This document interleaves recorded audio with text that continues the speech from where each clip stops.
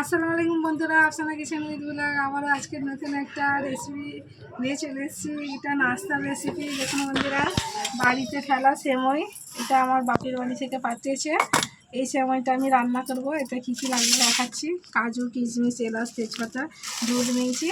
এটা হচ্ছে আমলিয়া দুধ আছে বা আমল দুধ। আমি ডেয়ারির দুধ বা গরুর দুধে করবো না, ওর থেকে এই দুধে করলে হেভি টেস্টি হবে। আমি সেমইটাকে প্রথমে তো পানি ফুটিয়ে একটু কষিয়ে নেব, তারপরে কিভাবে কি করছে আপনাদের পুরো ভিডিওটা প্রথম থাকতে শেষ পর্যন্ত দেখবেন। তার চিনিও লাগবে, তার সঙ্গে অল্প পরিমাণ একটু নুন দিতে হবে।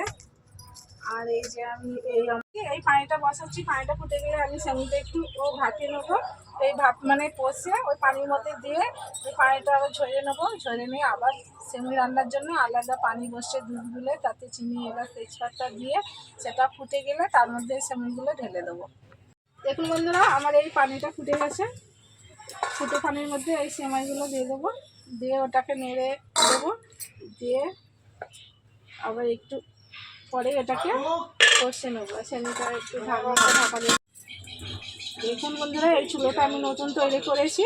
এই যে রাজমিস্ত্রির যে কড়ার মধ্যে মশলা নিয়ে কাজ করে না, সেই কড়ার মধ্যেই আমি এই চুলাটা নতুন তৈরি করেছি। এই যে নামিয়ে নিয়েছি, এই পানিগুলো সব ফেলে দেবো। দেখুন বন্ধুরা, পানিটা আমি সব ঝেড়ে নিয়েছি। আপনাদের ঘন যদি ছাঁকনি থাকে তার মধ্যেও ঢেলে নিতে পারেন। চুলার মধ্যে হাঁড়িটা বসিয়ে দিচ্ছি, ওর মধ্যে পানি দিয়ে দেবো।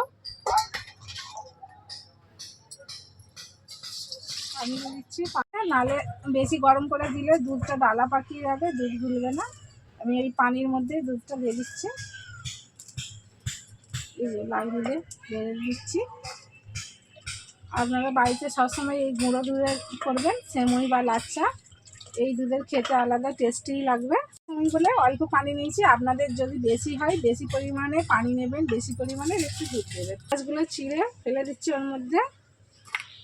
কাজু কিশমিশটা পানি দিয়ে ভালো করে ধুয়ে ওর মধ্যে দিয়ে দিচ্ছি।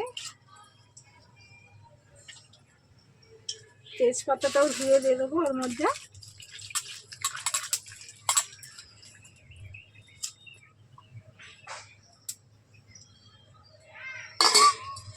অল্প পরিমাণ নুন দেবো, নাহলে যতই মিষ্টি দিই মিষ্টি মনে হবে না, রান্নায় লাগবে। অল্প করে নুন দেবো।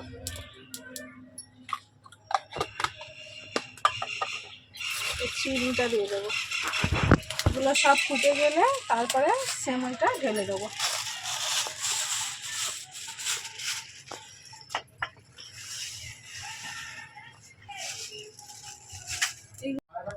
দেখুন বন্ধুরা, আমার এইগুলো সব ফুটে গেছে, গদগদ করে ফুটছে। এই যে সব ফুটতেছে, এর মধ্যে এবার সেমইগুলো ঢেলে দেবো।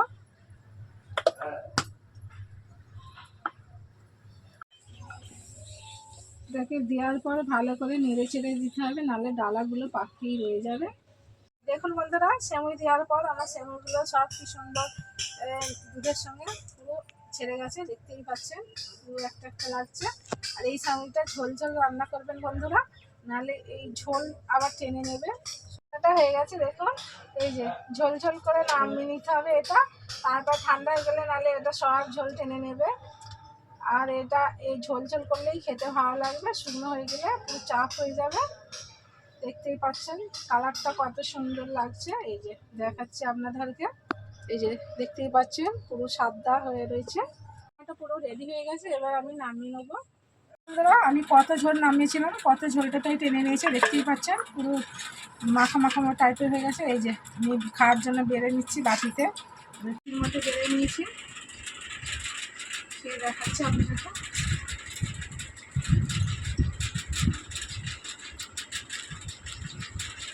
দেখতেও যতটা সুন্দর হয়েছে বন্ধুরা, খেতেও ততটা টেস্টি হয়েছে। না খেয়ে দেখলে এইভাবে তৈরি করে বুঝতেই পারবেন না।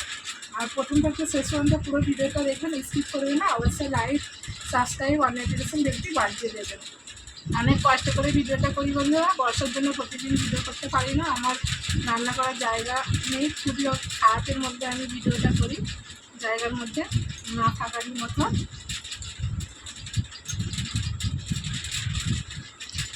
ওই জন্য রোজ রোজ ভিডিও করতে পারি না। অনেকদিন বাদ আজকেই সেমই রান্নার ভিডিওটা করলাম। আজকের ভিডিও এখনকার মতো শেষ হলো, আবার নতুন ভিডিও নিয়ে হাজির হবো। কবে ভিডিও করতে পারবো জানি না আবার।